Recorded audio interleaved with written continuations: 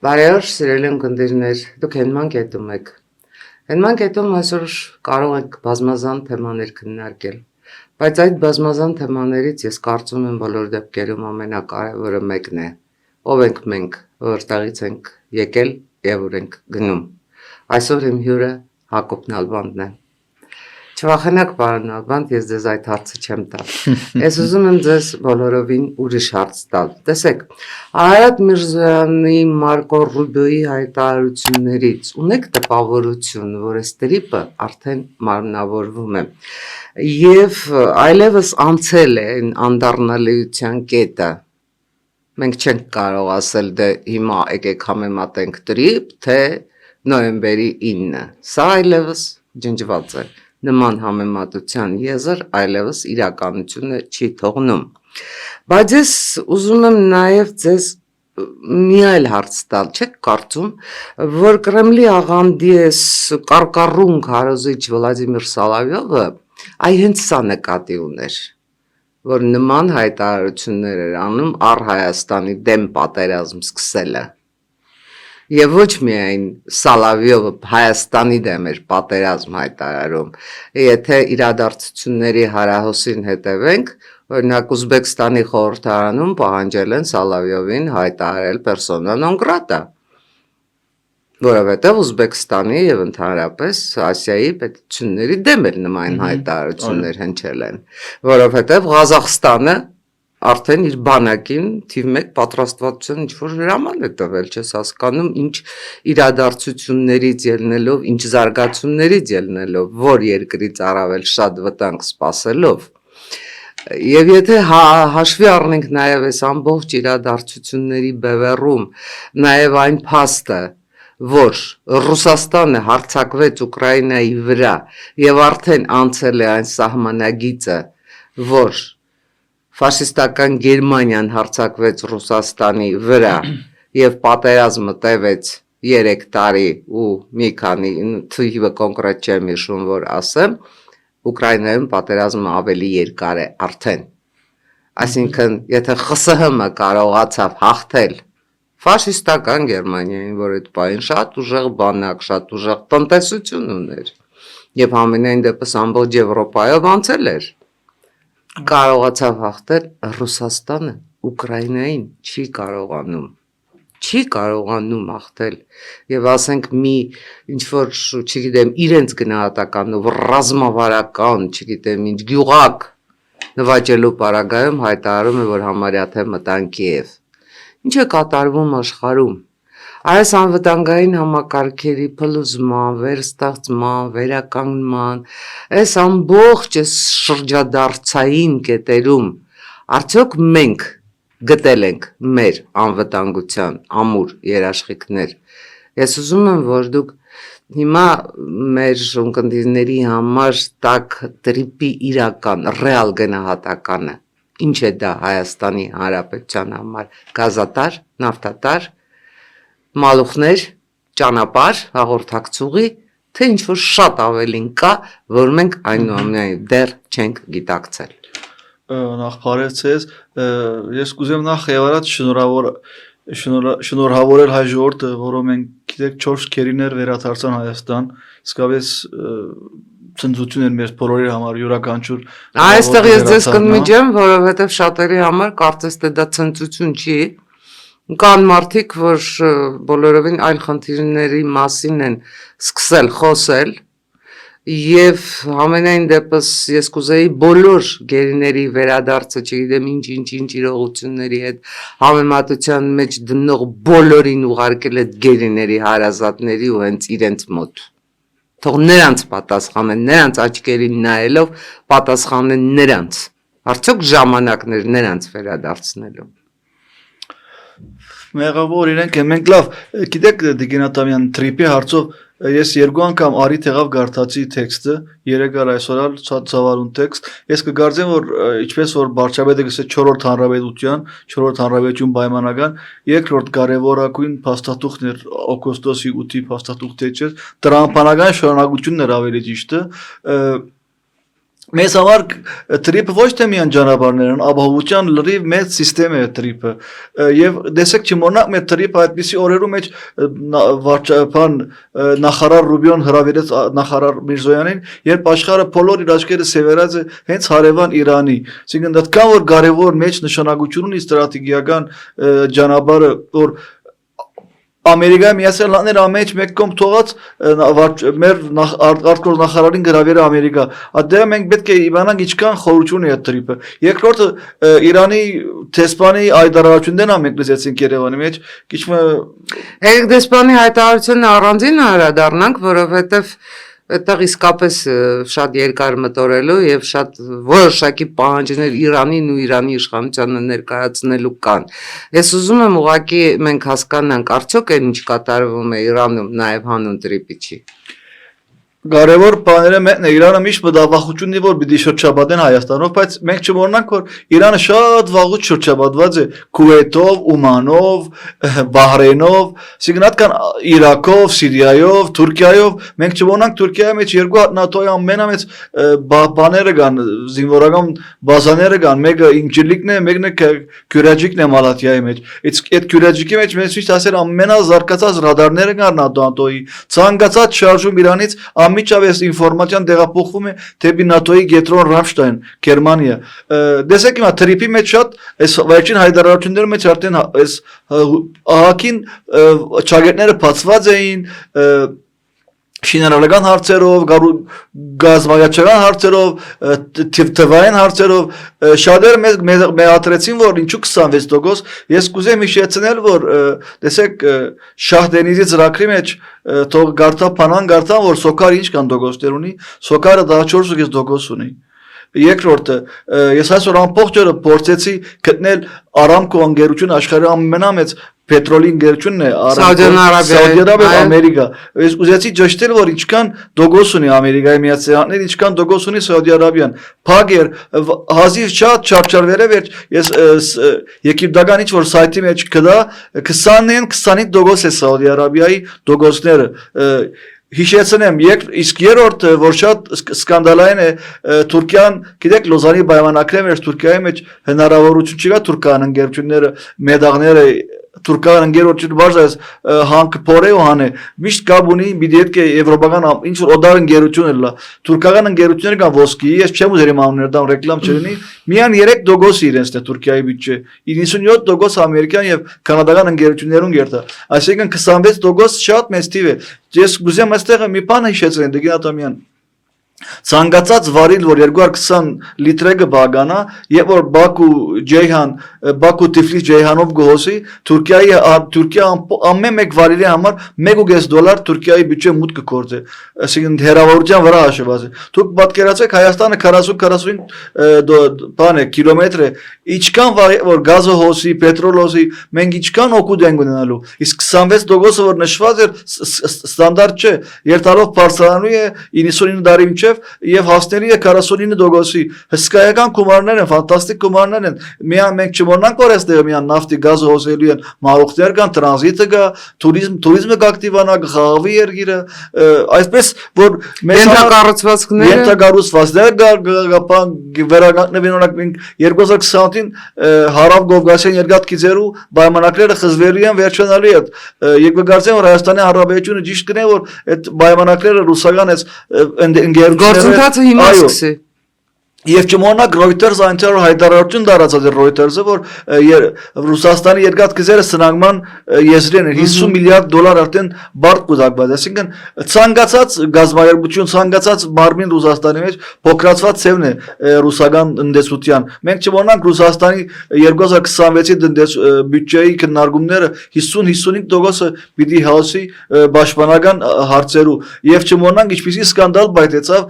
միան Սերգեյ Շոյգուի ժամանակ շրջանին $131 միլիարդ այնտեղ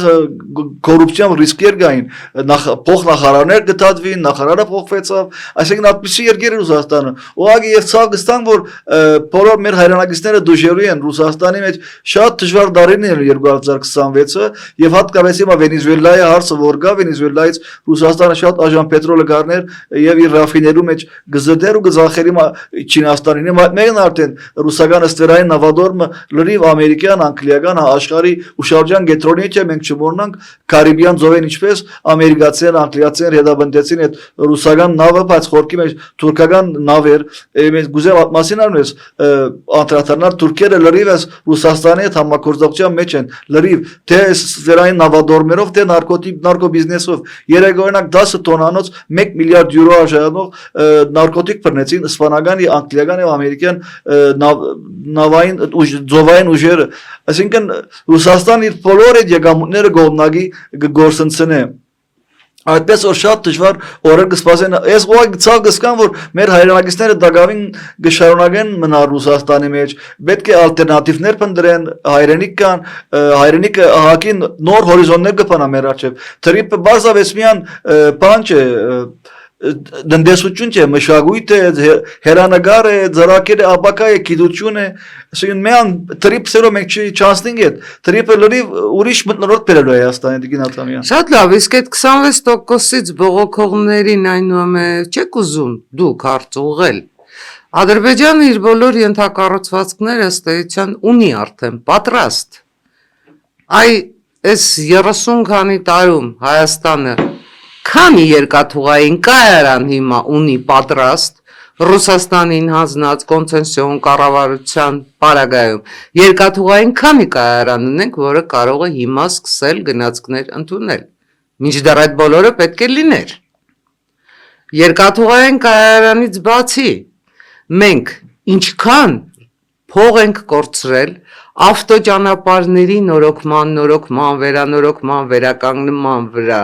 Իսկ եթե ներ հայաստանյան, սոսկ ներ հայաստանյան երկաթուղին աշխատեր եւ այդ բոլոր բեռները երկաթուղիով փոխադրվեին, մենք ինչ շահույթ կունենայինք։ Համադրենք այդ հնարավոր շահույթը, որը կորցրել ենք, որովհետեւ Ռոբերտ Քոչարյանը բարեհաճեց իր իշխանության վերջին մի քանի օրերին Ռուսաստանին էլի հերթական նվեր անել, չգիտես ինչի համար Եվ ինչքան կորուստներ մենք ունեցանք եւ ես շատ շնորհակալ եմ ձեզ որ դուք հիշեցրիք այդ երկաթուղու պարագան այո 2028-ին բացարձակապես սпасելու որևէ հիմք չկա որովհետեւ Ռուսաստանը ոչ թե չի ուզում Ռուսաստանը չի կարող ռուսական երկաթուղին ինքը սնանկ է ռուսական երկաթուղին չի կարող այստեղ իր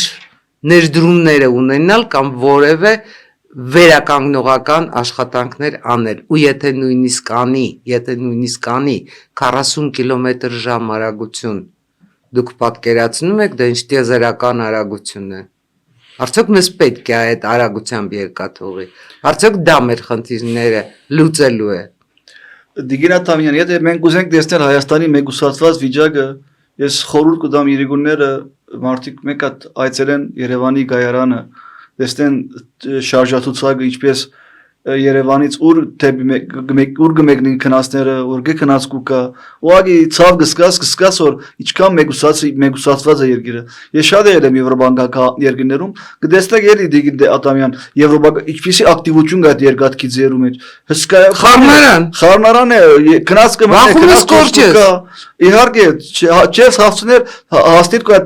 գեյթերը որ գտնես այդքան որ արագ է։ Ես օրինակ մի օր Լիոնում դենց գործընծներու հազիվ հասա։ Իսկ երթաս Երևանի այդ գայարանը լրիվ Մերել զոնա Հայաստանը այդպիսի թիրքին աշխարհակրական ստրատեգիան թիրք է որ դու սես գնաս միջև եթե վաղը դա ասված Ամեն ինչ նորմալանա մենք ու Թուրքիան նորմալ կգարձեն որ այս տրիպի հարցով մոռացա ասելու պիտի արականա Հայաստան Թուրքիա սահմանի բացում անպայման արականալու է Ես չգիտեմ ինչու վստահ եմ որ իհարկե Վաշինգտոնում հերթական անգամ ստորագրված փաստաթղթերում դա չկա բայց ես վստահ եմ որ շատ արագ պետք է թե հայ-իրանական թե հայ-թուրքական սահմանից դուրս բերվեն ռուս սահմանապահները այլապես այդ բոլոր պայմանավորվածությունները չեն կարող աշխատել Ունեք նման տպավորություն իհարկե խանգարելու են, այսինքն Օվերչուկն էր ասել, չէ, ես ասում եմ որ վերջին հաշվով մենք երկաթ գիծերը մերսերն են, սահմանաբահներ ունենք Իրանի մոտ, այսինքն դեն չէ որ ասես դուք ոնց ուզում եք դեր սուրերը ջոջեք, Օվերչուկն է ասում է, ոնց որ Սալովիևը ասում է, իսկ կգարձեմ այդքան Դե Օվերչուկը, Սալովիևը, Զախարովը խոսում են, Լավրովը, նույն նոտարից խոսում են։ Չգիտես ինչ, ես կարծում եմ որ այդ բոլորը, գիտեք, կա ժամանակի պատկերացում, նրան ժամանակը կարճ բառով կոչվում է անցյալ։ Այն ժամանակը, որ հիմա ակումուլացվում է, որ հիմա սկսվել է Հայաստանում, կոչվում է ներկա, որ գնում է դեպի ապագա։ Իսկ այդ անցյալի կարծրատիպերը ինչքան շուտ կարողանանք ձեռբազատվել, ջարդել, այնքան մեր ժամանակը իսկապես դառնալու է մեր հայերիս Հայաստանի Հանրապետության ժամանակը։ Իհարկե ժամանակը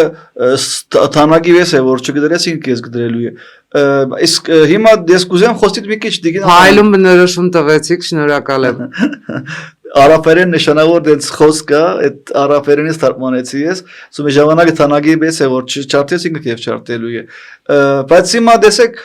ես քիչ կուզեմ քիչ Իրանի մասին խոս Իրանի Անպայման Իրանի մասին խոսենք, գիտեք, սպառնալիքներու մասին Անպայման խոսենք Իրանի մասին, օրինակ ես որևէ բացատրություն չեմ գտնում, թե Հայաստանի Հանրապետությունն ու Իրանի նորանշանակ դեսպան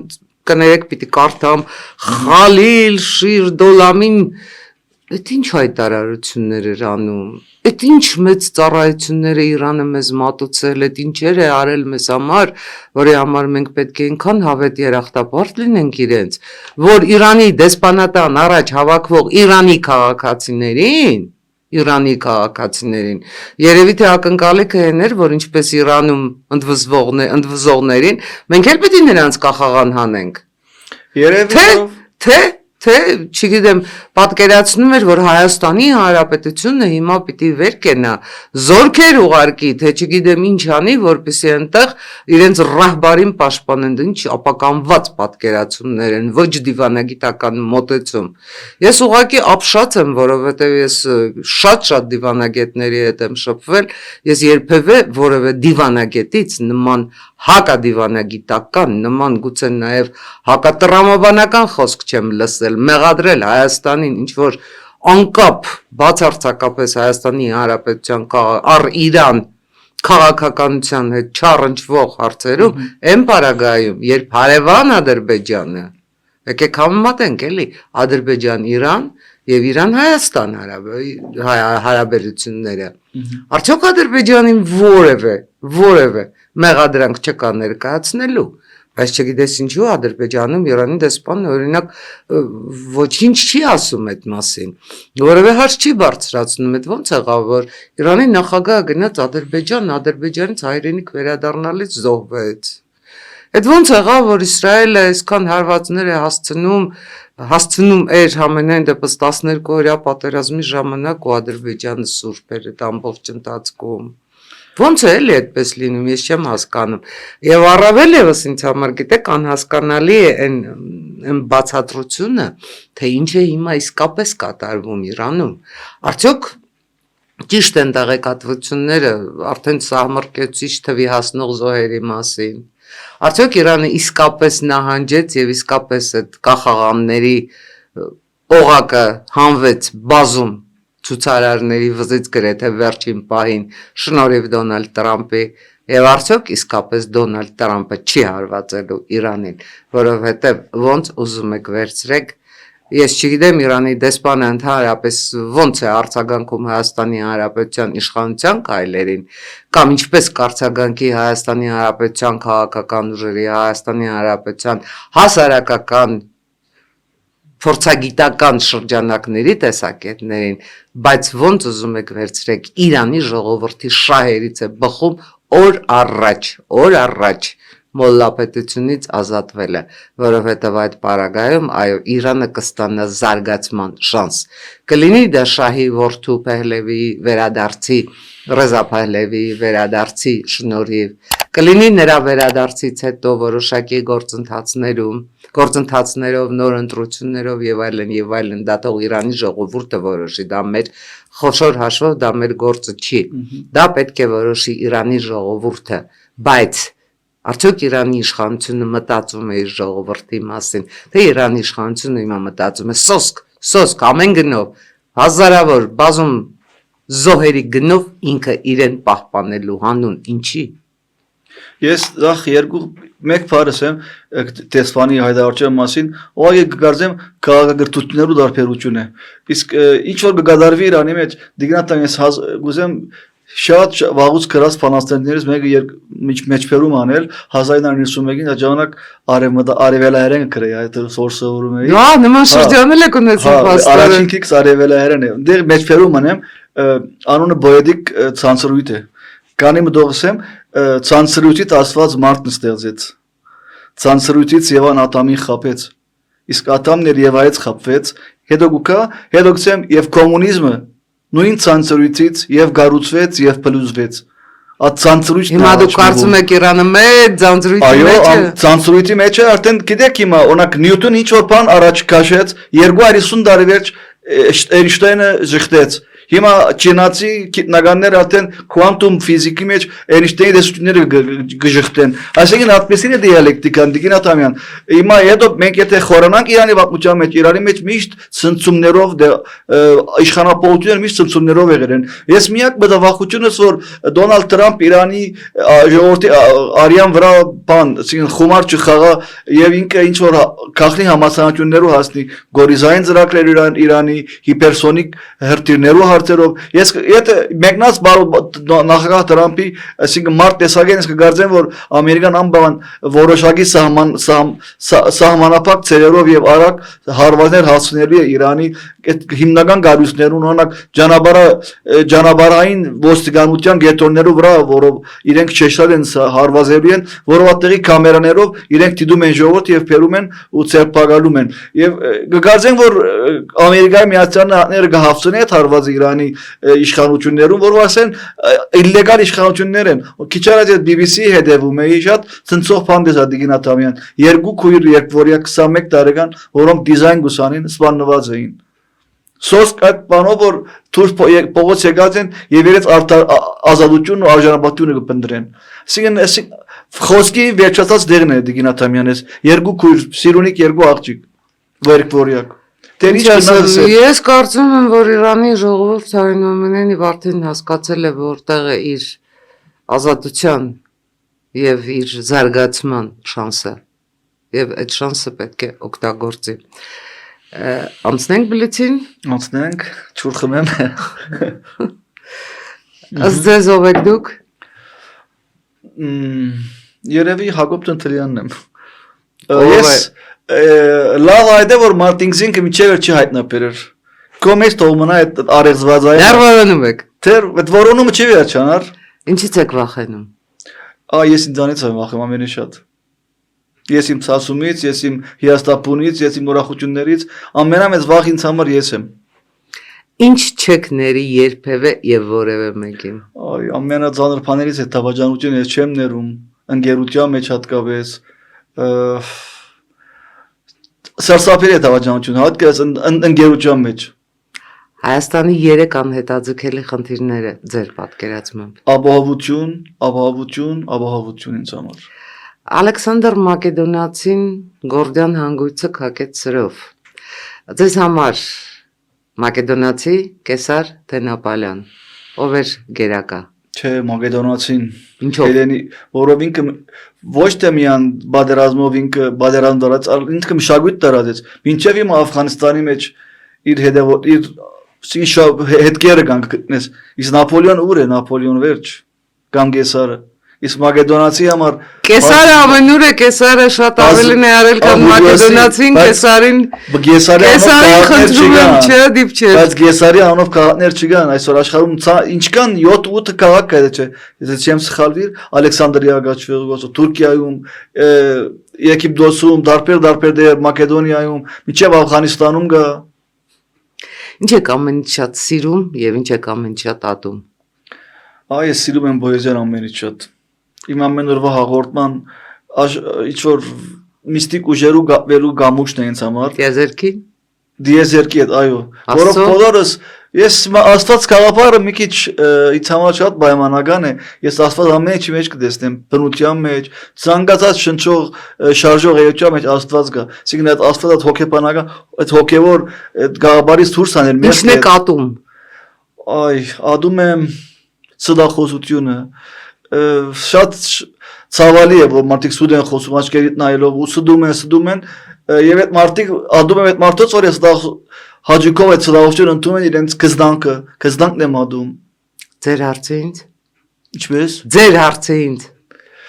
Ես շատ եմ սիրում։ Բայց դա հարց չէր։ Էսա բդազեմ։ Իսկ դուք Տիգին Աթամյան հավերժական կյանքին հավատում եք։ Ռեինկարնացիայի կամ ավելի դենց ասենք, էլի մի քիչ։ Հրաշալի հարց տվեցիք, ես հավատում եմ, որ կա ավերժական կյանք, իրոք հավատում եմ, որովհետև մենք բոլորս գալիս ենք մի տեղից, որտեղ մեր նախնիներն են, եւ գալիս ենք մի տեղից, որի վերջո հանդիպում ենք նաեւ մեր զավակներին, եւ այդտեղ հենց ավերժական կյանքն է։ Գուցե դա ոմանց համար ինչպես ինչ-որ տեղեկատվական հոսք է, գուցե ոմանց համար հոգիների հանդիպման վայր է, բայց կա այդտեղը, ու այդտեղը հաստատ տիեզերքում, ու այդտեղը հաստատ Աստված է։ Դե որ բոլոր էներգիաները հավաքվում են խաչոցևում։ Այո։ Շնորհակալ եմ, շատ շնորհակալ եմ հարցազրույցի համար, նաև հրաշալի ասույթների ու հրաշալի տեսակետների համար։ Ես եմ շնորհակալ։ Սիրելի ունկնդիրներ, հնման կետում այսօր Հակոբ Նալբանդն էր։ Եվ մի ընդհանրական խնդրանք ձեզ բոլորիդ։ Ինձ անverջ մի գրեք, որ ես խեղդում եմ իմ զրուցակիցներին ու թույլ չեմ տալիս նրանց պատասխանել։ Սա սոսկ հարցերի եւ պատասխանների խաղ չէ։ Սա սոսկ հարցազրույց չի։ Սա գուցե տեսակետների համադրում է, գուցե տեսակետների բախում է։ Համենայն դեպս ես իմ կյանքի հազարավոր հարցազրույցներում երբեք որևէ մեկին չեմ խեղդել։ Շնորհակալ եմ։ Այսօր այսպիսին էր հնման կետը։ Բարին ընդ ձեզ։